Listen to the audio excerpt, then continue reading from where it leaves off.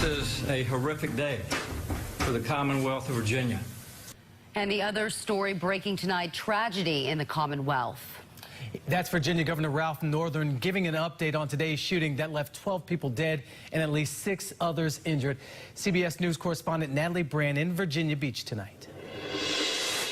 This is the most devastating day in the history of Virginia Beach. Police say an armed Virginia Beach city worker entered a municipal building Friday afternoon and opened fire. We have multiple live victims that are coming out. As frantic city employees called 911, police rushed to the scene, with some taking cover behind vehicles. We are still actively clearing the building for victims and secondary suspects. Police said the suspect, who was killed in an exchange with officers, was a longtime public utilities employee. They believe he was the only shooter in the massacre. We do know that shortly after 4 p.m. this afternoon, the suspect entered Building 2, and he immediately began to indiscriminately fire upon all the victims. A responding officer was also shot and injured. Authorities say his vest saved his life. Workers at the city government complex heard the gunfire and took cover. My boss basically was like, this is not a drill, get down, call 911. There was probably about 20 of us in an office crammed in. We barricaded the door. The area was put on lockdown as Building 2 of the Municipal Center was searched room by room. Police say victims were found on all 3 floors, and one was found in a car outside the building.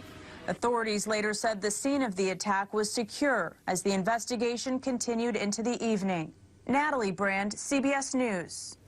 Now, this tragedy hit close to home for me. Virginia Beach is my home, and I went to high school right across the street from where the shooting happened. My cousin's wife, Sheila Cook, works in one of the buildings and heard the initial gunfire. I spoke with her earlier about what she heard, what she saw, and her emotions. Where were you when you first heard the gunshots? We were inside of our building getting ready to go home for the day. Mm-hmm. And what did you hear? We heard a few pops, not sure if it was close to the courthouse or not. Mm-hmm. And when did you realize that it was close to the courthouse? When the officer let us know that we were on lockdown. What did the officer tell? Did he tell you anything about what was going on? No, he didn't disclose any details at all.